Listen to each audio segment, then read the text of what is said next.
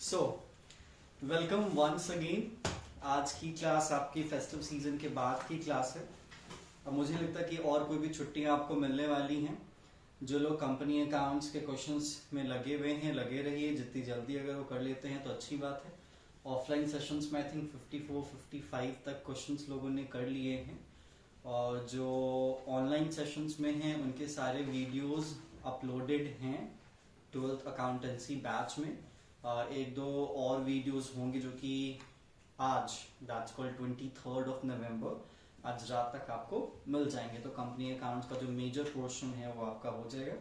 Company accounts में I think एक दो टॉपिक और बचा हुआ है जिस टॉपिक को हमें कवर करना बाकी है। एक टॉपिक ओवर सब्सक्रिप्शन का, I think so over subscription for feature, ये दोनों टॉपिक मिला के तो इसके बाद कंपनी अकाउंट्स में इशू ऑफ शेयर्स ओवर हो जाएगा। बात आती है डिबेंचर की, तो डिबेंचर का पूरा कॉन्सेप्ट आपके शेयर्स पे ही बेस्ड है। आप ये कह सकते हैं कि शेयर से आधा टाइम आपके डिबेंचर में लगेगा। क्वेश्चंस भी कम है, सिलेबसेस भी कुछ कर्टेल किए गए, लेकिन उसका उतना फर्क नहीं होगा।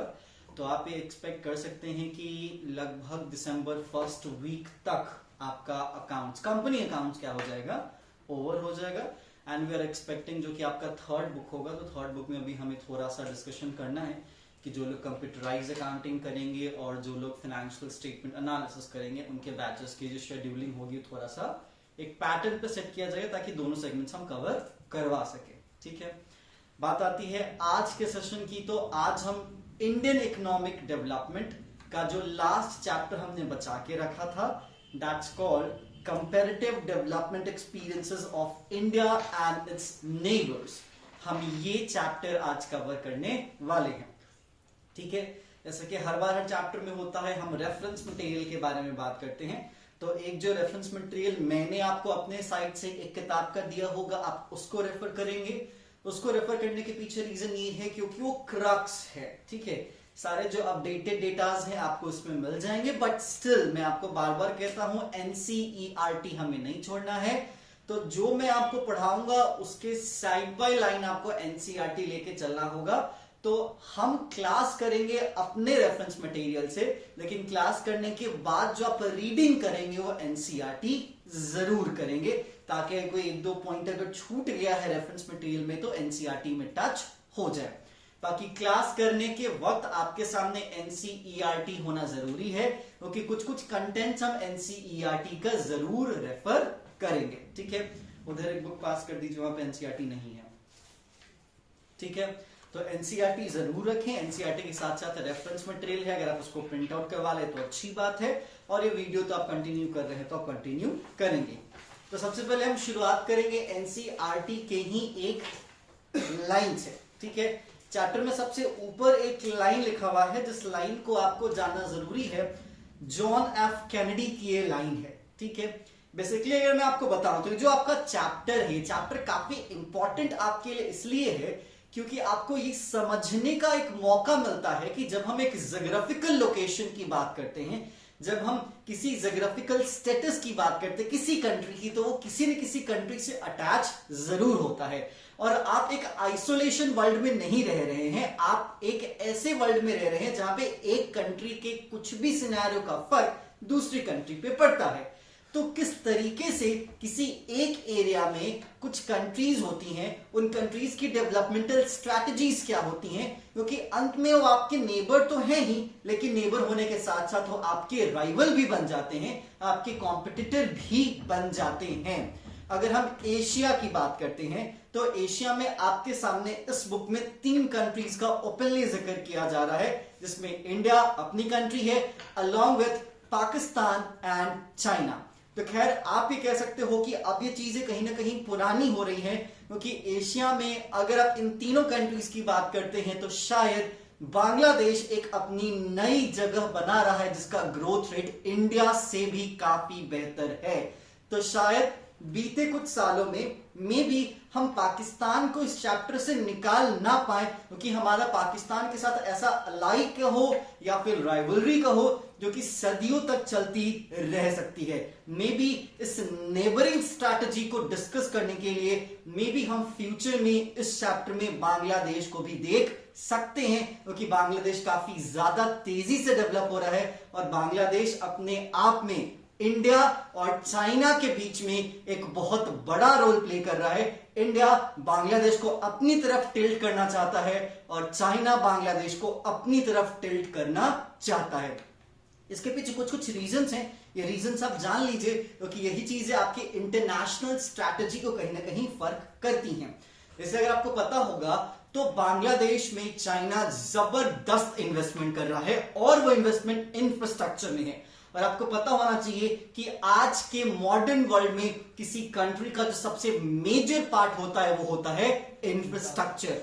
और बांग्लादेश जैसी एक तरीके से डेवलपिंग नेशन से आप मान लीजिए, जो कि कल तक कुछ नहीं थी और आज सब कुछ बन रही है एशिया में, और उस कंट्री में चाइना जैसा super power, you can say China as a super power, because Russia भी अब उससे लड़ाई नहीं करना चाहता। और अमेरिका को अगर आंख दिखाने वाला दुनिया में इस वक्त कोई देश है तो वो है चाइना। तो चाइना अपनी अलाइज बना रहा है, ठीक है। तो उसी रेफरेंस में चाइना अपनी मेजर बल्क ऑफ इन्वेस्टमेंट कहां कर रहा है? बांग्लादेश में। और आपको पता है कि एक बहुत लंबा लैंड बॉर्डर्स इंडिया बांग्लादेश के साथ क्या करता है? शेयर करता है। ये वही बांग्लादेश है जिस बांग्लादेश को कोल सप्लाई अडानी ग्रुप के तरफ से इंडिया बांग्लादेश को करवाता है।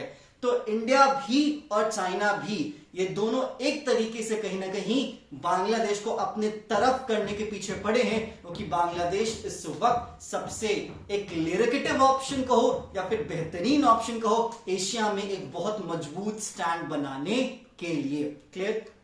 इसी प्रोसेस में आपको पता होगा कि बीच कोविड के सिनेरियो में शेख हसीना से फॉरेन इंडिया के जो डेलीगेट्स थे जब गए थे बांग्लादेश तो वो मिली थी। तो ये कुछ स्ट्रैटेजीज है, जिन स्ट्रैटेजीज को आप देख पा रहे होंगे। तो इसलिए पाकिस्तान अब थोड़ा सा पुराना अप्रोच हो जाता है। हमें पढ़ना तो पाकिस्तान है, बट बांग्लादेश अपने जहन में जरूर रखिएगा जब भी आप कभी अखबार पढ़े या मैगजीन्स पढ़े, व्हाटएवर पढ़े। तो खैर ये लाइन से हम शुरू करते हैं। इस लाइन को आप देखिएगा जो कि आपके एनसीईआरटी के सबसे टॉप पे लिखा हुआ है, वो है geography has made us neighbours.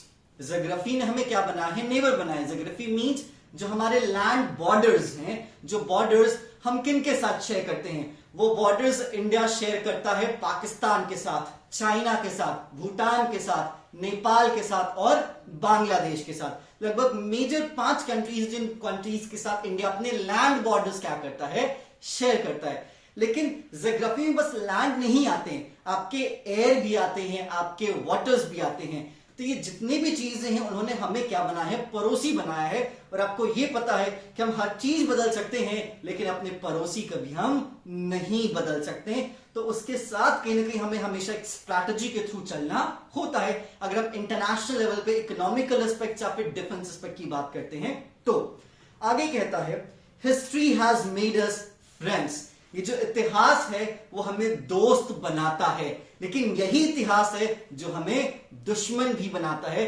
Because यही चाइना है जिससे हमने जंग लड़े हैं, यही पाकिस्तान है जिससे हमने जंग लड़े हैं, लेकिन यही बांग्लादेश है जिसको हमने पाकिस्तान से आजाद करवाया है। इसीलिए हमेशा बांग्लादेश का एक नर्म रवैया या फिर एक नर्म रुख रहा है इंडिया के तरफ, क्योंकि आपको पता होगा 1970s में बांग्लादेश को आजाद करवाया गया था। क्योंकि ये वही बांग्लादेश है जिसको आपने चैप्टर 1 में पढ़ा था, ईस्ट पाकिस्तान। क्योंकि जब हमारा देश आजाद हुआ था तो हमारे देश के 3 हिस्से हुए थे। फर्स्ट इंडिया जो कि हम देखते हैं, दूसरा वेस्ट पाकिस्तान और तीसरा ईस्ट पाकिस्तान। जो वेस्ट पाकिस्तान आज के टाइम पे पाकिस्तान है और तब का ईस्ट पाकिस्तान आज के तौर पे आपका क्या है? बांग्लादेश है। तो यही इतिहास हमारे लिए हमारा दुश्मन भी बनाता है और यही इतिहास हमारे लिए हमारा दोस्त भी बनाता है। आगे कहते हैं economics has made us partners. ये जो इकोनॉमिक्स है वो हमें पार्टनर्स बनाते हैं। इकोनॉमिक्स का मतलब क्या? इकोनॉमिक्स का मतलब बिजनेस। क्या? बिजनेस। जैसे मैंने अभी थोड़ी देर पहले आपके सामने बात रखा कि चाइना ह्यूज इन्वेस्टमेंट कर रहा है इंफ्रास्ट्रक्चरल प्रोजेक्ट्स में इन बांग्लादेश, विच मींस इस इकोनॉमिक्स के तौर पे अगर देखा जाए तो बांग्लादेश और चाइना क्या बन रहे हैं? पार्टनर बन रहे हैं, स्ट्रेटेजिक पार्टनर बन रहे हैं। जिस वक्त हम ये सेशन कर रहे हैं उस सेशन से कुछ दिन पहले आपको पता होगा कि एशिया की टॉप कंट्रीज ने मिलके एक डील की है, जिस डील में इंडिया नहीं है। और प्रोबेबली है कि इंडिया को उस डील से नुकसान भी होने वाला है। तो इसलिए कहा जाता है कि इकोनॉमिक्स मतलब बिजनेस जब हम करते हैं, जब हम ट्रेड अग्रीमेंट्स करते हैं, ट्रेड ट्रीटीज करते हैं, तो ये हमारे लिए पार्टनर्स तैयार करती हैं। जैसा कि आपको पता है कि इसी पार्टनरशिप के दम पे हमारा India drugs and pharmaceutical section या फिर मेडिकल सेगमेंट में एक बहुत बड़ा नाम है। वेदर वो रेमडेसिविर की बात हो या फिर क्लोरोक्वीन की बात हो, जो कि यूज हो रहा था आपके कोविड के टाइम पे, जिसको यूएस ने मंगाया था इंडिया से, ठीक है। और इसी रेफरेंस में ये कहा जा रहा है कि जब प्रोडक्शन की बात होगी, क्योंकि हमारे प्रधानमंत्री मोदी जी ने भी कहा है कि जब प्रोडक्शन की बात होगी तो कहीं ना कहीं दुनिया जरूर भारत की तरफ देखेगी, क्योंकि जितनी तेजी से इंडिया ने मास्क, इंडिया ने पीपी किट, इंडिया ने वेंटिलेटर्स, इन सब चीजों को प्रोड्यूस किया था अपने रिक्वायरमेंट के अकॉर्डिंग, शायद उतनी तेजी से और किसी भी कंट्री के पास एक कैपेसिटी अभी तक नहीं आई है। तो इसीलिए इकोनॉमिक्स कहीं ना कहीं जरूरी हो जाता है उन कंट्रीज के साथ, क्योंकि यही इकोनॉमिक्स हमें पार्टनर्स बनाती हैं और ये पार्टनरशिप हमारे बहुत सारी चीजों को क्या करता है, इन्फ्लुएंस करता है, ठीक है। आगे यहां पे कहता है and necessity has made us allies. ये नेसेसिटी, ये जरूरत हमें क्या बनाती है, अलाइज बनाती है। जैसा कि आप यहां पे देखते हो G20 समिट जो कि हाल फिलहाल में हुआ है कल, जिसमें मोदी जी भाषण दे रहे थे, ठीक है। G10 समिट होता है, ब्रिक्स होता है, तो इसमें बहुत सारी कंट्रीज जुड़ के अपना एक एक ग्रुप बनाती हैं, एक एक अपना समिट तैयार करती हैं। मतलब कह सकते हो कि एक तरीके से कोलैबोरेशन है। उस कोलैबोरेशन में जो कंट्रीज होती हैं वो म्यूचुअल बेनिफिट्स के लिए क्या करती हैं, काम करती हैं। जैसे आप सार्क ग्रुप की बात करते हो तो इसमें बहुत सारी कंट्रीज जो आती हैं, एशियन ग्रुप है, यूरोपियन यूनियन, आपको पता होगा यूरोपियन यूनियन, जिसमें बहुत सारी कंट्रीज हैं, जिससे ब्रिटेन को अलग करने की बात की जा रही है। शायद ब्रिटेन अलग भी हो गया यूरोपियन यूनियन से, ठीक है। तो इसीलिए यूरोपियन यूनियन में यूरोप की बहुत सारी कंट्रीज हैं, ठीक है। तो वो जो ग्रुप है, वो ग्रुप आपको अलाइज बनाता है, क्योंकि अगर मान लेते कभी जंग हुआ, ठीक है, तो उस जंग में वो देश लगभग उम्मीद होती है कि साथ में लड़ेंगे, क्योंकि जरूरतों में वो एक दूसरे के साथ काम आए हैं। तो एट लास्ट कहता है those whom God has so joined together, मतलब जिनके साथ हमारे भगवान ने हमें जोड़ा है, तो क्यों हम उनसे अलग हों, हम क्यों उनसे डिवाइडेड हों। तो इसलिए लास्ट लाइन कहता है लेट नो मैन पुट असंडर, मतलब किसी को इजाजत ना दिया जाए कि वो हमें बंटवारा करवाए या फिर वो हमें डिवाइड करवाए। तो आप भी देख सकते हो, ज्योग्राफी की बात हो, हिस्ट्री की बात हो, इकोनॉमिक्स की बात हो या फिर नेसेसिटी की बात हो, इन चारों चीजों ने कहीं ना कहीं हमारे को किसी न किसी अदर दूसरे देश के साथ जोड़ा है। तो बात यही पे आ जाती है, आप ये कह सकते हो, क्योंकि इस लाइन पे कबीर का एक दोहा बन जाता है कि कबीरा खरा बाजार में ना किसी से, हाँ, कबीरा खरा बाजार में सबकी मांगे खैर, ना काहू से दोस्ती और ना काहू से बैर।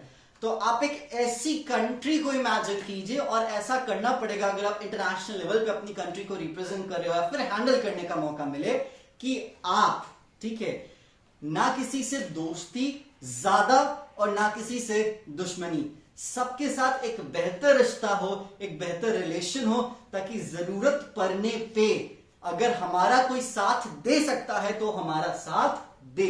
लेकिन एक और बात इसमें आ जाती है, you can't able to please everyone, आप सभी को खुश नहीं रख सकते, किसी की खुशी से आपको किसी को नाराजगी झेलनी पड़ेगी। एग्जाम्पल के तौर पर जब आप 11th में, तो शायद हमारी बात डिस्कस हुई थी कि जब इंडिया यूएस के करीब जा रहा था, क्या था, जब इंडिया यूएस के करीब जा रहा था, तो मिडिल ईस्ट में एक कंट्री है, आई थिंक ईरान, ठीक है। तो ईरान और यूएस की बनती नहीं है, ठीक है, और ईरान को रोकने के लिए यूएस ने ईरान पे सैंक्शंस लगा दिए, इकोनॉमिकल सैंक्शंस लगा दिए। साथ ही साथ ये कह दिया गया कि कोई भी ईरान से बिजनेस नहीं करेगा, ठीक है। और आपको पता होना चाहिए कि पूरे दुनिया में सबसे सस्ता कच्चा तेल भारत जिसे खरीदता है वो है ईरान, और 90% कच्चा तेल अगर भारत खरीदता है तो ईरान से खरीदता है। तो यूएस के साथ दोस्ती निभाने के लिए भारत को ईरान से रिश्ता तोड़ना पड़ा, और इसीलिए अचानक से हमारे देश में तेल की कीमतों में भी बढ़ोतरी हुई थी। तो वही बात होती है, अगर आप किसी के करीब जाएंगे तो जो उसका दुश्मन है शायद उससे आपको दूरी का सामना करना पड़ सकता है। तो इसलिए ये चैप्टर आपको समझाएगा एशिया में रख के आपको कि एशिया की जो एक पावरफुल कंट्रीज में काउंट किया जाता है, उधर इंडिया की बात करो या चाइना की बात करो, पाकिस्तान की भी बात करो, क्योंकि पाकिस्तान भी एक न्यूक्लियर वेपन वाली कंट्री है, ऐसा नहीं है कि नहीं है, पर चल उनका दिमाग फिरा तो कुछ ना कुछ वो कर दिए, वैसे कर तो नहीं सकते बट हाँ उनके पास न्यूक्लियर पावर है। और आपको पता होना चाहिए कि उनके पास न्यूक्लियर वेपन इंडिया से ज्यादा है, ठीक है, ज्यादा है, इस बात को आप ध्यान जरूर रखेंगे। तो डिफेंस सेक्शन में थोड़ा सा वो आगे माने जाते हैं, इसीलिए जब हमारे यहाँ वो नया जो ये आया था वॉरक्राफ्ट, क्या था उसका नाम, राफेल आया था, ठीक है, तो इसलिए हम लोगों ने कुछ ज्यादा ही उसको एक तरीका बढ़ चढ़ के दिखाया था। तो ठीक है, अपना अपना सेगमेंट है, तो इसलिए ये चैप्टर आपको ये समझाने की कोशिश करेगा कि शुरुआत से लेके ओके इंडिया की आजादी 1947 में और चाइना की आजादी 1949 में, पाकिस्तान भी 1947 से ही अपने आप को काउंट करता है। तो इस 1947 से हम कहां पे पहुंचे और इस 1947 के बाद से जब वो 49 में आजाद हुए तो वो कहां पे पहुंचे, ये सारी की सारी जो ग्रोथ है पिछले 70 या 75 सालों की, वो चीज आपके सामने चैप्टर में रखी जाएगी। देखिए यहां पे कहता है, जो मटेरियल में आपको फॉरवर्ड किया हूं उसमें आप मार्क कीजिएगा, over the last 2 decades or so, the economic transformation that is taking place in different countries across the world, partly because of process of globalization, has both short as well as long-term implications for each country, including India. मतलब ये साफ साफ कह रहा है कि अगर आप पिछले 2 दशकों की बात करें, मतलब 20 साल का एक रेफरेंस आपसे लेके चल रहा है, तो उस 20 साल जो बीता है कहीं ना कहीं उसमें एक बहुत बड़ा इकोनॉमिक ट्रांसफॉर्मेशन हुआ है। आज से 20 साल पहले लोग फेसबुक को इतना लेवल पे इमेजिन नहीं कर पा रहे थे, गूगल को उस लेवल पे इमेजिन नहीं कर पा रहे थे, लोग ये नहीं सोच रहे थे कि टेस्ला जैसे इतना बड़ा ब्रांड आ जाएगा, लोग ये नहीं सोच रहे थे कि अमेजोन पूरी दुनिया बदल देगा, फ्लिपकार्ट पूरी दुनिया बदल देगा, ऐसे ऐसे ब्रांड्स और ऐसे ऐसे टेक्नोलॉजीज आपके सामने आके खड़ी हो जाएंगी। तो पिछले 20 सालों में बहुत डायनेमिक और आप कह सकते हो कि बहुत बड़ा इकोनॉमिक ट्रांसफॉर्मेशन हुआ है, बहुत बड़ा चेंज हुआ है, और उस चेंज के पीछे एक रीजन आपका कहा जाता है वो है ग्लोबलाइजेशन का, वैश्वीकरण का। बिकॉज अगर कोई बना रहा है तो वो बेच भी रहा है, ठीक है, क्योंकि बिकना जरूरी है, बनना भी जरूरी है, लेकिन बनने ज्यादा वो सामान बिके ये सबसे ज्यादा जरूरी है। इसीलिए आप देखोगे कि डेवलप कंट्रीज बनाते जा रहे हैं और डेवलपिंग कंट्रीज को बाजार बनाते जा रहे हैं। इसीलिए आप देखोगे इंडिया में इनोवेशंस कम है, ये बात ओपन है, अगर इस बात को कोई नहीं मानता तो डेटा उठा के देख ले, हमारे यहाँ एंटरप्रेन्योरल इनोवेशंस बहुत ही ज्यादा कम हैं, क्योंकि अगर आप देखोगे आपके सामने जितने भी ब्रांड्स हैं वो फॉरेन ब्रांड्स हैं, आपके यहाँ सेल्फ डेवलप ब्रांड्स नहीं है। अगर आप अपना ई कॉमर्स वेबसाइट के नाम पे कभी दिखाते थे इंडियन, तो फ्लिपकार्ट दिखाते थे, आज जो फ्लिपकार्ट भी वॉलमार्ट के हाथों क्या हो चुकी है, बिक चुकी है। तो इसीलिए कहा जाता है कि ये भी एक स्ट्रैटेजिक मूव होती है कि अगर भारत तैयार करने लगेगा तो अमेजॉन और अदर कंपनीज के लिए भारत का बाजार क्या हो जाएगा, कम हो जाएगा। That's why they try harder and best कि यहां पे कोई इनोवेशन ना हो, and this is the reality. मैं ये नहीं कह रहा कि वो एकदम मना करते हैं करते, but this is the reality.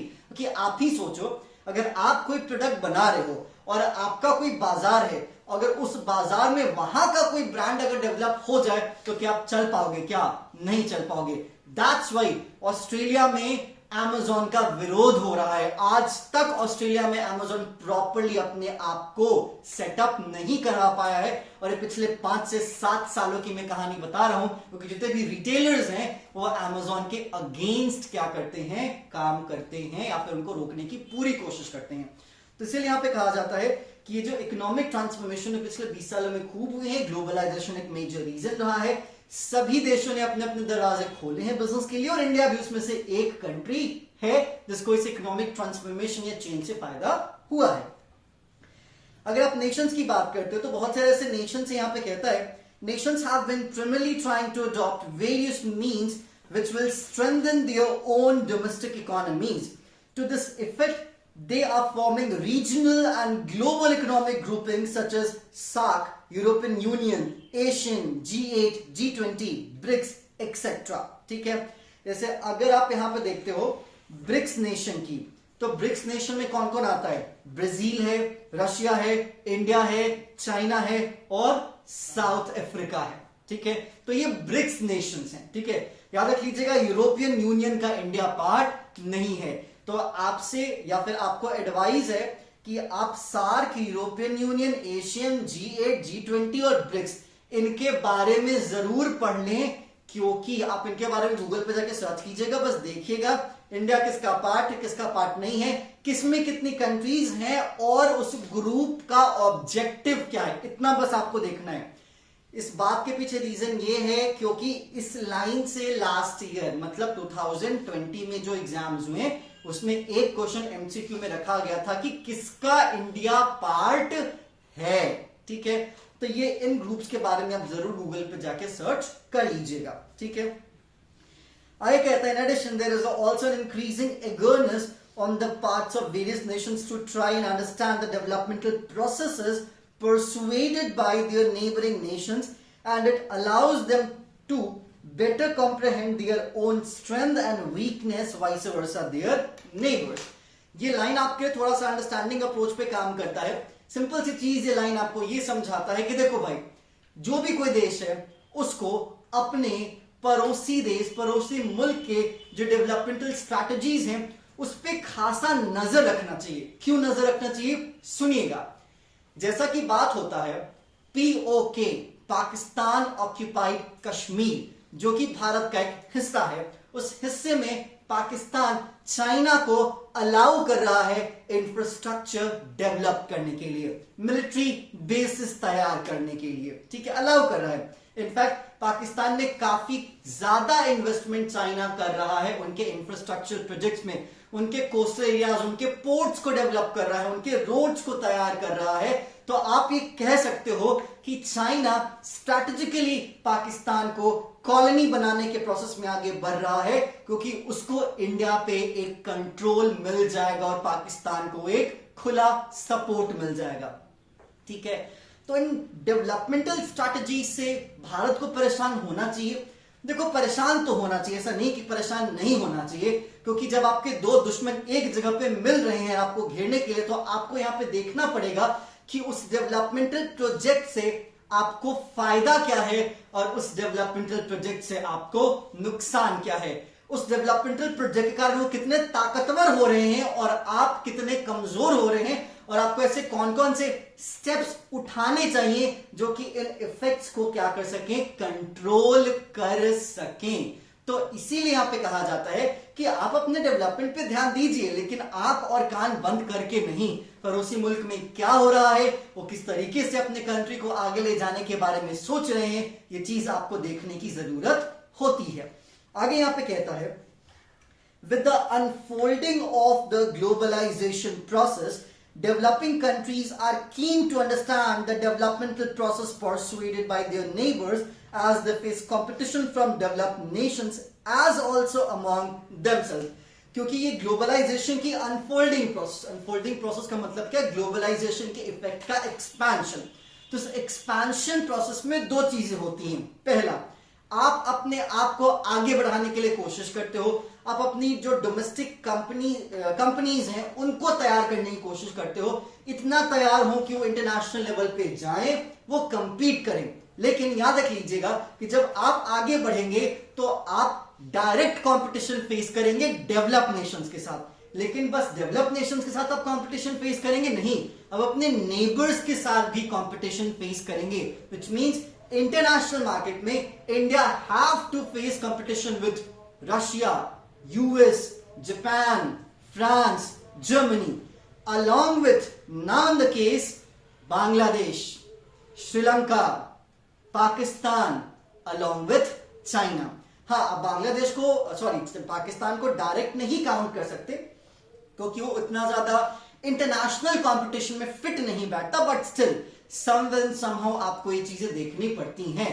मतलब अगर आप आगे बढ़ोगे तो डेवलप नेशंस भी आप डेवलप नेशन से भी कंपीट करोगे, अलॉन्ग विथ आप अपने डेवलपिंग कंट्रीज में भी आपको कंपीट करना पड़ेगा। ये भी ज्यादा आपको देखने की जरूरत पड़ती है।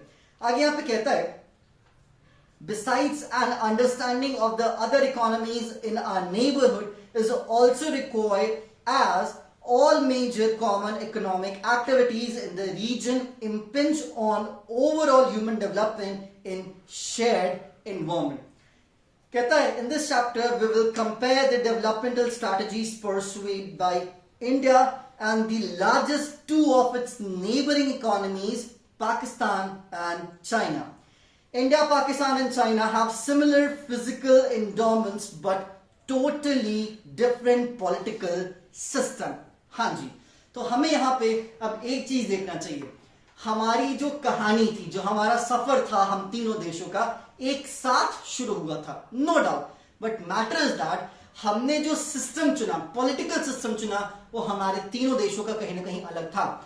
भले ही ये कहने के लिए कि पाकिस्तान एक डेमोक्रेटिक सिस्टम चुन रहा है, वो बस कहने की कहानी है, क्योंकि यहाँ पे मार्शल लॉ अप्लाई हुआ है और इतिहास गवाह है कि किस तरीके से पाकिस्तान बर्बाद हुआ है मार्शल लॉ के कारण. पता है मार्शल लॉ क्या होता है? एग्जैक्टली. मार्शल लॉ में एक ऐसा प्रोविजन होता है कि जब देश में कोई गहरा संकट दिख रहा है, कोई severe, whether it's economic crisis or whether it's a political crisis or whether it's a international defense crisis दिख रहा है, then military have only and a sole power to overtake the government. मतलब सरकार का सत्ता पलट या तख्ता पलट करने की ताकत मिलिट्री के पास होती है, सेना के पास होती है. यही चीज आप देखोगे बहुत बार हुआ. फॉर एग्जाम्पल अगर मैं आपको बताऊं तो जब ये थे, क्या नाम था उनका, परवेज मुशर्रफ, ठीक है, जो पाकिस्तान के प्रधानमंत्री बने, उन्होंने भी तख्ता पलट करके बना. जो जियाउल हक बने, ठीक है, उनको फांसी पे चढ़ा के, बेनजीर भुट्टो के फादर को फांसी पे चढ़ा के, उनके कारण भी तख्ता पलट हुआ. बेसिकली जियाउल हक के जिम्मे बहुत बड़ा, मतलब उनके सर पे बहुत बड़ा एक रीजन डाल दिया जाता है कि उन्हीं के रिजीम में पाकिस्तान और भी ज्यादा बर्बाद हुआ. ये सही भी है कहीं ना कहीं, ठीक है. तो जो पाकिस्तान का सेटअप था वो था डेमोक्रेटिक, लेकिन उनके यहाँ प्रोविजन था मार्शल लॉ का. इसीलिए पाकिस्तान इन तीनों कंट्रीज में कंपैरेटिवली सबसे वीक फाइनेंशियल भी आप कह सकते हो, लेकिन यहां पे बात होगी सबसे वीक पॉलिटिकल बैकिंग की कंट्री रही. हमेशा उस कंट्री में पॉलिटिकल क्राइसिस रहा ही. या तो किसी प्रधानमंत्री को मरवा दिया गया, या तो किसी प्रधानमंत्री ने अपना पूरा कार्यकाल पूरा नहीं किया, या तो किसी प्रधानमंत्री का तख्ता पलट कर दिया गया. पिछले कुछ सालों से अगर देखोगे तो थोड़ा सा स्टेबल है, लेकिन वही डर होता है कि कब सेना सत्ता पलट कर दे, कब सेना तख्ता पलट कर दे, और सरकार और सेना में खींचतान होती रहती है. तो आप ये कह सकते हो कि पाकिस्तान की इस जहालत के पीछे, इस बर्बादी के पीछे कहीं ना कहीं वहां के पॉलिटिकल सिस्टम का एक बहुत बड़ा हाथ रहा है. अगर आप इंडिया को देखते हो तो इंडिया इन सभी कंट्रीज के कंपैरेटिवली सेकंड फेज में आता है, जो कि क्वाइट स्टेबल रहा. क्यों? क्योंकि यहाँ पे डेमोक्रेसी रही, यहाँ पे डेमोक्रेसी को सेफगार्ड किया गया. यहाँ पे अगर एक पार्टी की रूल हुई तो रेगुलर बेसिस पे, ठीक है, इलेक्शंस होते रहे, ट्रांसपेरेंट इलेक्शंस होते रहे, लोग अपना लीडर चुनते रहे, और डेवलपमेंटल के प्रोसेस में जब नई सरकारें आई तो ठीक है उस वक्त पॉलिसी बनी, लेकिन 5 साल स्टेबिलिटी हमारे यहां जनरली आपको देखने को मिलती है. लेकिन जब आप तीसरे जगह पे जाते हैं, जब आप चाइना में जाते हैं, तो आपको पता है वहां पे कम्युनिस्ट सरकार है, ठीक है. सीधी सी बात, वन पार्टी रूल का प्रोविजन वहां पे किया गया है. वहां पे कोई डेमोक्रेसी नहीं है, वहां पे कोई प्रजातंत्र नहीं है. तो इसीलिए सबसे ज्यादा स्टेबल पॉलिटिकल ग्राउंड जो रहा वो किसका रहा? चाइना का रहा. अगर उन्होंने एक नीति शुरू की, अगर वो नीति सही रही, वो पॉलिसी सही रही, तो साल दर साल, 10 साल, 20 साल वो पॉलिसी चली और पॉलिसी ने अपना इफेक्ट दिखाया. क्योंकि जब आप किसी बड़े से देश में जब एक नीति को, जब एक पॉलिसी को इंप्लीमेंट करते हो, तो पॉलिसी रातों रात अपना इफेक्ट नहीं दिखाती, वो पॉलिसी वक्त लेती है. और जनरली हमारे यहाँ 5 साल का एक प्रोविजन है, जिस 5 साल में उस पॉलिसी का फर्क आपको देखने को मिलता है. क्योंकि अगर आप एक रोड ही बनाए, एक डैम बनाए, एक ब्रिज बनाए, उसको बनाते बनाते आपको 10 साल 15 साल लग जाते हैं. बहुत बार नई सरकारें आती हैं, उस प्रोजेक्ट को यूं ही ढीले में डाल देते, तो प्रोजेक्ट भी पूरा नहीं होता, उसमें टाइम भी लग जाता है, एक्सपेंसेस भी हो जाते हैं, लॉसेस भी हो जाते हैं. तो इसीलिए यहाँ पे पॉलिटिकल फैक्टर का जिक्र करना जरूरी है, क्योंकि आपको पता है पॉलिटिक्स इकोनॉमिक्स को काफी ज्यादा क्या करता है, अफेक्ट करता है। तो पॉलिटिकल स्टेबिलिटी पे सबसे ज्यादा स्टेबल चाइना रहा, उसके बाद कौन रहा, इंडिया रहा, और सबसे ज्यादा अनस्टेबल जो रहा एशिया में टोटल वो कौन रहा, पाकिस्तान रहा, क्योंकि मार्शल लॉ का प्रोविजन रहा है उनके यहां। आगे देखते हो तो यहां पे कहता है India has the largest democracy in the world. आपको पता होना चाहिए सबसे बड़ा प्रजातांत्रिक देश दुनिया का भारत है, और सबसे पुराना democratic country United states of America है। ठीक है, आगे कहता है India has the largest democracy of the world which is wedded to a secular and a deeply liberal constitution। ठीक है, ये बात बहुत बेहतरीन इंडिया की मानी जाती है, क्योंकि इंडिया का जो कॉन्स्टिट्यूशनल प्रोविजन है काफी लिबरल रहा है, हर चीज की आजादी आपको यहां पे मिलते रही है। Pakistan has militarist political power structure and China has the command economy, मतलब कंट्रोल्ड इकोनॉमी की आप बात करते हो, सोशलिस्ट पैटर्न की बात करते हो। तो इंडिया ने मिक्स चुना, इंडिया को देखते देखते पाकिस्तान ने भी क्या चुना, मिक्स ही चुना। लेकिन चाइना ने क्या चुना, चाइना ने एक सोशलिस्ट नेशन की चुनाव की, जिससे उन्होंने अपने डेवलपमेंटल स्ट्रैटेजीज को इंप्लीमेंट करने का सोचा। आगे कहता है recently Pakistan started moving towards democratic system and China towards more liberal economic restructuring. ये लाइन आपके लिए इंपॉर्टेंट बन जाती है। पिछले बीते कुछ सालों में अगर आप देखोगे तो पाकिस्तान अपने आप को और भी ज्यादा डेमोक्रेटिक बनाने की कोशिश में लगा रहा। कॉन्स्टिट्यूशंस में चेंजेस आए, कोर्ट्स को और पावर दिए गए, कोर्ट्स की वर्डिक्ट्स काफी ज्यादा अप्रेजेबल रही। वहीं चाइना ने अपनी कमांड इकोनॉमी के प्रोविजन को रखा, सोशलिस्ट तो रखा उन्होंने, लेकिन अपनी इकोनॉमिक पॉलिसीज में, अपनी पब्लिक पॉलिसीज में लिबरल फैक्टर जोड़ने की पूरी कोशिश की उन्होंने, कि जितनी हो सके ढील या आजादी दी जाए, क्योंकि जब तक आप लिबरलिटी नहीं बरतोगे, याद रख लीजिएगा, आप ग्रोथ नहीं पा सकते। इसलिए आपको पता होगा 1991 में जो हमने पढ़ा चैप्टर लिबरलाइजेशन, प्राइवेटाइजेशन, ग्लोबलाइजेशन, तो लिबरलाइजेशन किसको मांगता था, हर चीज सरकार करती थी। अब हर चीज सरकार करेगी तो आप ज्यादा लंबा नहीं चल पाओगे, जिसका खामियाजा हमारे देश ने भुगता है। तो इसीलिए चाइना ने हाल फिलहाल में, आप कह सकते हो कि पिछले 15 सालों में उन्होंने काफी ज्यादा लिबरल सपोर्ट देने की कोशिश की है, मतलब एक ढीला रखने की कोशिश की अपने सिस्टम को।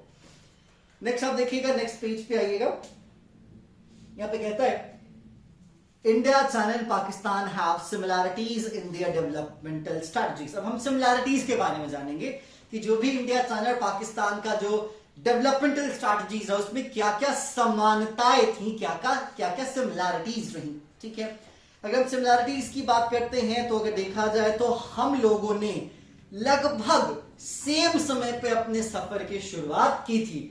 इंडिया और पाकिस्तान ने 1947 में और चाइना ने 2 साल के बाद 1949 में, दोनों सेम रूल से आजाद हुए थे। ठीक है, कहता है all the three nations started towards their developmental path at the same time. While India and Pakistan became independent nations in 1947, People's Republic of China was established in 1949. Clear? Next कहता है all the three countries had started planning their development strategies in a similar ways. मतलब हम सभी देशों ने, हम तीनों देशों ने जो अपनी डेवलपमेंटल स्ट्रैटेजी की जो प्लानिंग थी वो सेम तरीके से अपनाई। इंडिया ने क्या चुना, 5 ईयर प्लान का प्रोविजन, पंचवर्षीय योजनाओं के तहत अपने देश के विकास का रास्ता तय करने का चुनाव भारत ने किया। पाकिस्तान ने भी यही किया, उन्होंने भी 5 ईयर प्लान का प्रोविजन रखा। और पाकिस्तान की अगर हम बात करते हैं तो अगर देखोगे इसमें कहता है तो पाकिस्तान ने भी 5 ईयर प्लान का ही प्रोविजन रखा। तो अगर आप सिमिलैरिटी की बात करेंगे तो इकोनॉमिक डेवलपमेंट और कंट्री की डेवलपमेंट के लिए हम सभी ने 5 ईयर प्लान का प्रोविजन रखा। बीच में पाकिस्तान ने बदल दिया उसे क्या बना दिया, मिड और मीडियम टर्म डेवलपमेंट प्लान। देखिएगा यहां पे कहता है while India announced its first 5-year plan in 1951, Pakistan announced its first 5-year plan, now called medium term development plan, in 1956. ये years आपके लिए जरूरी है, MCQs बनेंगे और याद रख लीजिएगा, इस बात को मत भूलिएगा, ये चैप्टर अकेला 6 नंबर रखता है। ठीक है, तो इसलिए इसको कॉन्शियसनेस तरीके से पढ़ेंगे। चाइना ने कब अपना फर्स्ट 5 ईयर प्लान अनाउंस किया? 1953 में। तो इंडिया ने अपना फर्स्ट 5 ईयर प्लान 1951, चाइना ने 53 और पाकिस्तान ने 56। तो सबसे पहले India, then China and then Pakistan. सबका 5 ईयर प्लान था, सबकी पंचवर्षीय योजनाओं का ही सिस्टम रहा। नेक्स्ट, अगर हम बात करते हैं इन तीनों देशों के और भी कुछ लेवल पे, तो स्पेसिफिकली अगर हम इंडिया और पाकिस्तान की बात करते हैं, तो इंडिया और पाकिस्तान ने सिमिलर स्ट्रैटेजी निभाई, और सिमिलर स्ट्रैटेजी थी आपकी पब्लिक सेक्टर का डोमिनेंट रोल। जहां तक पब्लिक सेक्टर के डोमिनेंट रोल की बात की जाती है, तो पब्लिक सेक्टर के डोमिनेंट रोल को आपने अपने इनिशियल चैप्टर्स में देखा है, ठीक है। अगर आप चैप्टर 2 की बात कर लें, जिसमें इंडस्ट्रियल पॉलिसी की बात की जाती है, हर चीज कौन बना रही थी? सरकार बना रही थी, ठीक है। छोटी सुई से लेके बड़े बड़े एरोप्लेन्स तक, होटल्स भी सरकार के, जूते भी सरकार के, घड़ियां भी सरकार के, बड़े बड़े जहाज भी सरकार के, बड़ी बड़ी मशीनें भी सरकार की, ब्रेड भी सरकार का, ठीक है। तो ये सिस्टम रहा। उसके पीछे रीजन भी था, आपको बताया गया था, इकोनॉमी अनस्टेबल थी, मार्केट लॉस से भरा हुआ था, प्राइवेट पार्टीज का जो इन्वेस्टमेंट का जो अप्रोच था वो काफी एक नेगेटिव था, लोअर इंड्यूसमेंट टू इन्वेस्ट था। तो दैट वे गवर्नमेंट को आगे आना पड़ा इकोनॉमी को डेवलप करने के लिए, ठीक है। तो इसी रेफरेंस में हमारे यहां जो हुआ वही चीज पाकिस्तान ने भी किया। वहां पे भी गवर्नमेंट कंपनीज आई, वहां पे भी पब्लिक सेक्टर को ज्यादा रोल दिया गया, वहां पे भी पब्लिक सेक्टर के बूते ही इकोनॉमी को डेवलप करने का पूरा प्रोविजन रखा गया। लास्ट कहता है टिल द 1980s, ठीक है, 1980 के अंत तक अगर देखा जाए, ये तीनों कंट्रीज के लगभग सिमिलर ग्रोथ रेट थे और लगभग सिमिलर पर कैपिटा इनकम था। तो आप इस लाइन से अंदाजा लगा सकते हो, कह रहा है टिल 1980s, मतलब 1980 के दशक तक ये तीनों देश लगभग समान थे, वेदर वो उनके जीडीपी की बात हो, वेदर वो उनके पर कैपिटा इनकम या नेशनल इनकम या किसी भी चीज की बात हो। लेकिन 1980 के बाद से कहानी बहुत ज्यादा बदल जाती है, और वो कहानी वैसी होती है जिसका रिजल्ट आज हम देखते हैं कि चाइना एक सुपर पावर बन रहा है, एशिया में इंडिया का एक रुतबा है, और पाकिस्तान की इज्जत हर जगह आपको नजर आती ही है कैसी है। तो इसलिए देखिए यहां पे बात आती सबसे पहले चाइना की, कि चाइना ने किस तरीके से अपनी कंट्री को तैयार किया, वेदर वन चाइल्ड पॉलिसी की बात हो, ग्रेट लीप फॉरवर्ड की बात हो, किसी भी चीज की बात हो। कहता है people Republic of China establishment के बाद अगर देखा जाए, जब वन पार्टी रूल आई, तो all critical sectors of economy, enterprise and lands owned and operated by individuals were brought under government control, which means 1949 जब यहां पे पीपल रिपब्लिक ऑफ चाइना का सेटअप किया गया, ठीक है, तो सेटअप करने के बाद से ही जो उन्होंने रूल बनाया, उस रूल के तहत देश की सारी संपत्ति, उस देश के सारे रिसोर्सेस पे पूरा का पूरा हक सरकार का होगा। मतलब प्राइवेट प्रॉपर्टी जैसी कोई चीज उस देश में बची नहीं, ठीक है। बस जिंदगी आपकी है कहने को, तो जिंदगी भी उस वक्त सरकार की ही होती थी, ठीक है। अभी भी आप देख लो हांगकांग की कहानी अगर आप जानते होगे तो पता कीजिएगा, क्योंकि आपको पता होगा जब चाइना आजाद हुआ था तो ब्रिटेन ने हांगकांग की आजादी का एक निर्णय लिया था कि जिस तरीके से हमारे यहाँ कश्मीर का मुद्दा बीच में उठा दिया जाता है कि कश्मीरी तय करेंगे कि उधर जाएंगे, तो फिर राजा हरि सिंह ने भारत के साथ विलय पत्र साइन कर दिया था, ठीक है। वहां पे क्लियर था, यहाँ पे हमारे अंदर की प्रॉब्लम थी, वहां पे हांगकांग क्लियर था, हांगकांग के पास प्रॉपर सर्टिफिकेट था कि इतने साल, तो लगभग 2050 तक एक साल था, 2050 तक हांगकांग एक तरीके से इंडिपेंडेंट रहेगा। मतलब चाइना के जितने भी पीपल्स रिपब्लिक ऑफ चाइना की बात की जा रही है, पीपल रिपब्लिक ऑफ चाइना के जो भी प्रोविजंस हैं, जो लॉज हैं, वो हांगकांग पे पूछ के लगेंगे। इस कोविड के टाइम पे पीपल्स रिपब्लिक ऑफ चाइना ने एक नया लॉ को पास करके हांगकांग की जो स्वायत्तता होती है, जो आजादी होती है, ठीक है, जो इंडिपेंडेंट स्ट्रक्चर था, उसको पूरी तरीके से खत्म कर दिया। तो क्या आपको पता है हांगकांग के लोग हांगकांग के लोग होते थे और चाइना के लोग चाइना के लोग होते थे। लेकिन हांगकांग के लोग दोनों होते थे, चाइनीज भी होते थे और हांगकांग के लोग भी होते थे, ये आपको पता होना चाहिए। लेकिन इस बार 2020 मतलब उस सर्टिफिकेट के 30 साल पूरे होने से पहले ही, ठीक है, उनको यहां पे चाइना में मिला दिया गया, विलय कर दिया गया। इसीलिए यूनाइटेड स्टेट्स ऑफ अमेरिका और भी बहुत सारे कंट्रीज ने ये एक कदम उठाया कि जो हांगकांग के लोग हैं, स्पेशली यूरोपियन यूनियन में रखा गया ये बात कि जो हांगकांग के लोग हैं, जो वहां से हमारे यहां भी हैं, उनको परमानेंट क्या किया जाए, इस देश की नागरिकता दी जाए, क्योंकि अब वो वापस वहां जाना नहीं चाहते हैं। इस बात पे बहुत सारे ट्विटर्स पे इश्यूज हुए, आप देख सकते हो, पुरानी बात है, पुरानी नहीं, इसी कोविड के टाइम की ही बात है। तो इसलिए यहाँ पे बात रखी गई कि जो रिसोर्सेज हैं, ठीक है, उन रिसोर्सेज पे पूरा हक किसका रहा, उस देश की सरकार का। लेकिन चाइना के केस में चीज एक्सेप्शन था, क्योंकि अभी एक बवाल का मुद्दा बना हुआ है चाइना में, जो कि आपको देखना चाहिए, ठीक है। आगे देखो, यहां पे कहता है द ग्रेट लीप फॉरवर्ड, एक कैंपेन था जिस कैंपेन को 1958 में शुरू किया गया। इस कैंपेन का ऑब्जेक्टिव था इंडस्ट्रियलाइजिंग द कंट्री, ठीक है। इस कैंपेन के तहत लोगों को कहा गया कि आप काम कीजिए, आप इंडस्ट्री लगाइए, क्योंकि अगर एक इंडस्ट्री लगाएगा तो उस इंडस्ट्री के लगाने से वो 4 और लोगों को रोजगार देगा। इनफैक्ट ये तक कहा गया कि अगर आपके घर के पीछे बैकयार्ड है, स्पेस है, उस स्पेस में इंडस्ट्री लगाइए, सरकार आपको मदद देगी। और इसलिए कहा गया कि चाइना के हर घर में उस वक्त छोटी बड़ी इंडस्ट्रीज लगी हुई थी। तो कहते हैं ना कि कभी बात की थी गांधी जी ने स्वावलंबन की, ठीक है, सेल्फ एम्प्लॉयमेंट की बात की जाती है कि स्वावलंबी बने, अपनी चीज अपनी जरूरतों के लिए हम खुद पर निर्भर रहें, हम किसी पर निर्भर ना रहें। तो ये चीज चाइना ने इंप्लीमेंट किया, भले ही हम इंप्लीमेंट करने से दूर रह गए, जिसको हम आज एक अलग नजरिए से देखते हैं। तो चाइना ने इस बात को समझा कि अगर हर घर में इंडस्ट्री होगा तो हर घर के लोगों के पास काम होगा, वो एम्प्लॉयमेंट के लिए इधर उधर नहीं भटकेंगे, सरकार को काम देने की जरूरत नहीं पड़ेगी। अगर कोई माचिस बना रहा है, कोई मोमबत्ती बना रहा है, कोई मशीन के पुर्जे बना रहा है, कोई कपड़े बना रहा है, बनाओ, क्योंकि वो बेचोगे तो बाजार में किसी न किसी को तो जरूरत होगी, और वो भी बना रहा होगा तो उसका भी सामान किसी न किसी को जरूरत होगा, और इसी तरीके से बाजार में ट्रांजैक्शन होगा। क्योंकि आपको ऑलरेडी पता है, आपने इकोनॉमिक्स इतना पढ़ रखा है कि इकोनॉमिक में जितना एक्सचेंज होगा, जितना लेन देन होगा, जितने ट्रांजैक्शंस होंगे, जितना ही एग्रीगेट डिमांड बढ़ेगा, इकोनॉमी उतनी ही ज्यादा आगे बढ़ेगी।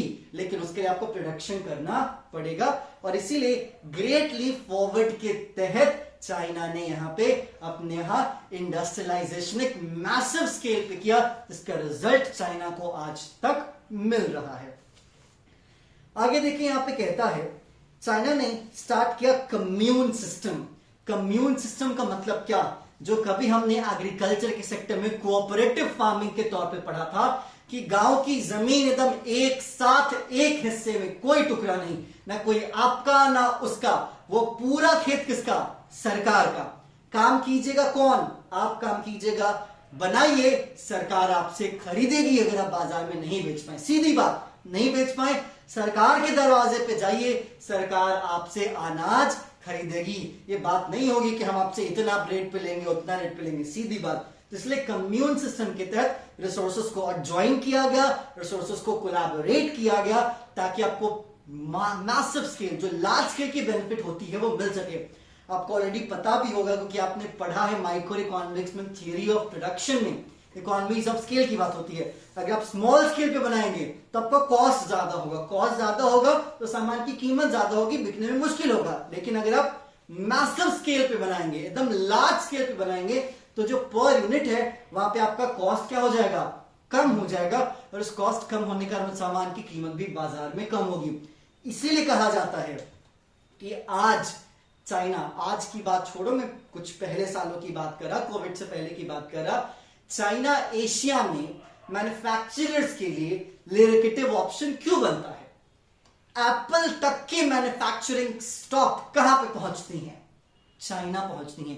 सैमसंग अपना मैन्युफैक्चरिंग यूनिट कहां लगाता है, चाइना लगाता है। एमआई अपना मैन्युफैक्चरिंग यूनिट कहां लगाता है, चाइना में लगाता है। वैगन की इंजन जो बनती थी वो कहां बनती थी? चाइना में बनती थी। क्यों? क्योंकि वहां पे लार्ज स्केल पे प्रोडक्शन होता है, लोग सस्ते में काम करने को तैयार होते हैं और लार्ज स्केल पे प्रोडक्शन होने के कारण कीमत कम हो जाती है। एक प्लास्टिक का खिलौना हम बनाएं और एक प्लास्टिक का खिलौना वो बनाएं, उनका हमारे बाजार में 10 रुपए में बिकेगा और हमारा हमारे बाजार में 100 में बिकेगा। क्यों? क्योंकि हम लार्ज स्केल पे नहीं बनाते, वो लार्ज स्केल पे बनाते हैं। ये जो चाइनीज लाइटें होती हैं, देखते होगे ना, चाइनीज लाइटें हम नहीं बना सकते क्या भाई? वहां पे एक टूटा हुआ एयरक्राफ्ट को इस्तेमाल करके लोग अपने नया एयरक्राफ्ट बना लेते हैं। इसलिए आपको पता होना चाहिए कि अगर किसी देश में, ये वर्ल्ड वॉर 1 या वर्ल्ड वॉर 2 का एक कहानी है, मुझे एग्जैक्ट नहीं याद आ रहा, कि अगर कोई एयरक्राफ्ट गिरता था, ठीक है, तो पूरा पूरा एयरक्राफ्ट को जला देते थे, बर्बाद कर देते, ताकि वो एयरक्राफ्ट किसी और देश के हाथ में ना आए, जिससे वो टेक्नोलॉजी उनके पास ही रहे। आई थिंक यूएस ने भी बहुत बड़े काम किया है और रशिया ने भी बहुत बड़े काम किया है। तो रडार सिस्टम की बात हुई, इसके साथ भी बहुत बार हुआ था। तो इसीलिए कहा जाता है कि जब हम टेक्नोलॉजी की बात करते हैं, तो हमारे यहाँ टेक्नोलॉजी है, इतनी सारी चाइनीज लाइट्स आती हैं, हम बना सकते हैं देख के, लेकिन हम लार्ज स्केल पे नहीं बना सकते। हमारे यहां बनाने का उतना कोई प्रोविजन नहीं है। वो पूरी दुनिया के लाइट्स बनाते हैं। सोच लीजिए आप, जो देश पूरी दुनिया के लगभग लाइट्स बनाता है, वो देश कितना मैसिव स्केल पे प्रोडक्शन करता होगा कि हमें 60 रुपए में वो तार मिल जाता है, हमें 70 रुपए में वो तार मिल जाता है। जब हम वही चीज बनाते हैं तो हमारे को मिलता है भाई 200 रुपए, 300 रुपए, 400 रुपए। ये देख लीजिए आप, ठीक है। सीधी बात, आप इन चेन की बात कर लीजिए ना, आपके जैकेट्स में चेन लगे होंगे, किसी के पास होगा, तो ये चेन्स तक कहां से बन के आते हैं हमारे पास? वहीं से बन के आते हैं। अब बनने लगते हैं, मुंबई में खूब बनते हैं, ऐसा नहीं कि नहीं बनते, बट ये सब चीज वहीं से बन के आती है, छोटी से छोटी चीजें, ठीक है। बीच बीच में आप बहुत सारे डिजाइन देखते हो, छोटे छोटे कॉमन चीजें देखते हो। कहते हैं ना कि चाइनीज सामान लंबा नहीं चलता, ठीक है। क्वालिटी से क्या फर्क है भाई? वो लार्ज स्केल बनाते हैं, कॉस्ट कम हो जाता है, सामान बिक जाता है, पैसा आता है, काम खत्म हो जाता है, ठीक है। तो इसलिए यहाँ पे बात आती है कम्यून सिस्टम के लिए। तो कम्यून सिस्टम में रिसोर्सेज को एक साथ इकट्ठा किया गया, लार्ज स्केल पे प्रोडक्शन किया गया, जिससे कॉस्ट भी कम हुई, दुनिया में उनका सामान भी बिकने लगा। आगे देखा जाए, अगर आप फार्मर्स की बात करें, कम्यून सिस्टम फार्मिंग में ऐड किया गया था इन 1958। लगभग देखा जाए 26,000 communes covering almost all the farm population. मतलब चाइना के पूरी की पूरी फार्म लैंड्स उस वक्त कम्यून सिस्टम में थी। हम तो सोचते ही रह गए कि कोऑपरेटिव फार्मिंग करेंगे। वो 1958 के वक्त उनका इंटायर लगभग फार्मलैंड कम्यून सिस्टम में था और लगभग 26,000 टोटल कम्यून्स उनके देश में मौजूद थे, जो कि सारे रिसोर्सेज को कोलैबोरेट करके प्रोडक्शन करते। स्पेसिफिकली फार्मिंग सेक्टर, ग्रेन्स के प्रोडक्शन के रेफरेंस में बात उठती है। आगे देखते हो, यहां पे कहता है GLF campaign met with many problem, ठीक है। कुछ कुछ इश्यूज भी हैं इसमें सामने। अब देखिएगा क्या क्या इश्यूज। सबसे पहला, a severe drought causes havoc in China, killing about 30 million people. इसके कुछ नेगेटिव एस्पेक्ट्स भी रहे। नेगेटिव एस्पेक्ट ये रहा कि जब उन्होंने कोलैबोरेट किया तो अल्टीमेटली डिसीजन कोलैबोरेशन से हुआ, कलेक्टिव डिसीजन हुआ। पता चला कहीं पे सूखा आ गया, ठीक है, और सूखे कारण 30 मिलियन लोग मारे गए। 30 मिलियन पता है ना कितना होता है? 3 करोड़ लोग मारे गए। पक्का 3 करोड़? हाँ, लगभग 3 करोड़, ठीक है। आगे कहता है, when Russia had conflicts with China, it withdrew its professionals who had earlier been sent to China to help in the industrialization process. हाँ जी, सोवियत यूनियन की बात थी, ठीक है, कि जब रशिया के रिश्ते खराब हुए, क्योंकि रशिया ने इनिशियल प्रोसेस में काफी ज्यादा सपोर्ट किया था चाइना को, आपको पता होना चाहिए, क्योंकि जो सोवियत यूनियन का सिस्टम था, सोशलिज्म, ठीक है, वही चीज किसने अपनाया? चाइना ने भी अपनाया। और आपको पता होना चाहिए कि चाइना और रशिया बाउंड्रीज शेयर करते हैं, और कोई छोटी मोटी बाउंड्रीज नहीं शेयर करते हैं, बहुत बड़ी और बहुत लंबी बाउंड्री शेयर करते हैं। आपने अगर वर्ल्ड मैप देखा होगा तो इसीलिए इनिशियल प्रोसेस में फ्रेंडली रिलेशन रहा रशिया का चाइना के साथ, लेकिन जब इनके रिश्ते खराब हुए तो जो रशिया ने चाइना को रास्ता दिखाया था कि हाँ जी आप इस प्रोसेस पे चलेंगे, अपने प्रोफेशनल्स भेजे थे चाइना को डेवलप करने के लिए, हेल्प करने के लिए पॉलिसी मेकर्स भेजे थे, वो चीज रशिया ने क्या कर लिया, विड्रॉ कर लिया, जिससे जीएलएफ को एक बहुत बड़ा सेटबैक लगा, क्योंकि अल्टीमेट प्लानिंग उन्हीं प्रोफेशनल्स की थी रेयर दैन की चाइना के गवर्नमेंट ऑफिशियल्स की थी। आगे यहां पे कहता है इन 1965 माओ ने इंट्रोड्यूस किया ग्रेट प्रोलेटेरियन कल्चरल रिवॉल्यूशन 1966 और 76 में, under which students and professionals were sent to work and learn from the countryside. ये आपको एक कहानी याद होगी, जापान की आई थिंक कहानी थी, ठीक है, आपने इंग्लिश में पढ़ी होगी कि जहां पे जापान की कहानी थी, सुदाव, डॉक्टर सुदाव, ठीक है, जापान की बेसिकली कहानी थी। तो एक जापान के रेफरेंस में था, जापान की गवर्नमेंट ने उनको भेजा था सीखने के, आई थिंक यूएस, ठीक है। यहाँ पे चाइना की बात हो रही है, तो इसी के अगेन जब यहाँ पे रशिया ने अपने साथ प्रोफेशनल्स को वापस बुला लिया, तो उसी स्टेप के अकॉर्डिंग चाइना ने क्या किया, अपने स्टूडेंट्स, अपने प्रोफेशनल्स को बाहर दुनिया के देशों में अलग अलग जगहों पे भेजा, ताकि वो जाके पढ़ें, सीखें, नई टेक्नोलॉजीज लेके आए, मेडिकल वर्ल्ड में, इंजीनियरिंग वर्ल्ड में, इन सब जगहों पे भेजा, वापस बुलाया, और लोगों ने लिटरली सपोर्ट किया चाइना को डेवलप करने के लिए। और इसके तहत अगर देखा जाए तो ये जीपीसीआर कहा जाता है, great proletarian cultural revolution 1966 to 1976, 10 सालों का पूरा का पूरा सेशन यहाँ पे माओ ने रखा। माओ आपको पता है एक ऐसा इंसान जिसने चाइना का एक स्वरूप तैयार किया है आज के वक्त, ठीक है। आगे देखिए कहता है चाइना's present rapid industrial growth can be traced back to its reforms in 1978। अब यहाँ पे इनका जो रैपिड इंडस्ट्रियल ग्रोथ है वो 1978 के रेफरेंस में आपको बताया जा रहा है। कुछ कुछ फेजेस हैं, ठीक है, कि कितने फेजेस में चाइना ने अपनी इंडस्ट्रियल बेस को तैयार किया। एक पहला हिस्सा और एक दूसरा हिस्सा, फर्स्ट हाफ और लैटर हाफ, जो भी आप कहें।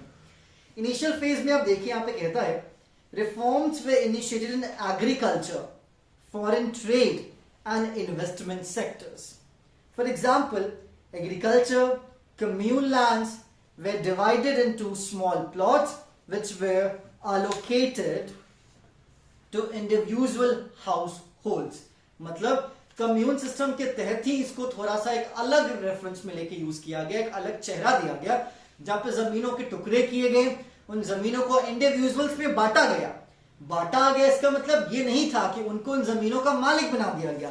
इट्स लाइक ए यूजर, आप यूज कीजिए, सरकार की जमीन आपको दे रहे हैं, आप इसका यूज कीजिए, ठीक है। उन्होंने अलाउ किया कि देखो भाई इस जमीन को तुम ले लो, तुमको जो प्रोड्यूस करना तुम करो, एक स्पेसिफाइड अमाउंट ऑफ टैक्स हर साल हमें दे देना। लोगों ने भी एक्सेप्ट कर लिया, उस पर जो जिनको प्रोड्यूस करना रहा उन्होंने वो प्रोड्यूस किया। इसके कारण पीपल रिपब्लिक ऑफ चाइना की इनकम काफी ज्यादा बढ़ी, सरकार की इनकम वहां पे काफी ज्यादा बढ़ी, क्योंकि गवर्नमेंट ने देख लिया वो रास्ता, और वो रास्ता था टैक्स का, जिसके थ्रू सरकार की कमाई होती है आज भी। अब यहाँ पे लेटर फेजेस की बात करता है, तो लेटर फेज में यहाँ पे जो रिफॉर्म्स थे वो इंडस्ट्रियल सेक्टर में किए गए, ठीक है, और ये बहुत बड़ा रिफॉर्म था। यहाँ पे प्राइवेट सेक्टर फॉर्म को अलाउ किया गया, ठीक है, and township and village enterprise, those enterprise which were owned and operated by local collective, it's like cooperative society, आपने पढ़ा होगा क्लास 11 के फॉर्म्स ऑफ बिजनेस ऑर्गेनाइजेशंस में, जहां पे आसपास के लोग ही मिलके क्या कर रहे थे, इंडस्ट्री चला रहे थे वहां पे। नेक्स्ट है at this stage enterprises owned by government known as state owned enterprises, which we in India call public sector enterprises, which made to face competition. The reform process also involved dual pricing. This means fixing the prices two ways.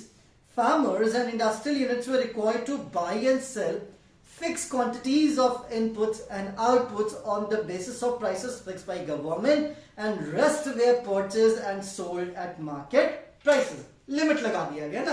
It's like अगर मान लेते हैं आप 500 KG खरीदोगे तो इसी rate पे खरीदना पड़ेगा, बाकी 500 से ऊपर खरीदो तो फिर आप मार्केट रेट पे खरीद बेच सकते हो।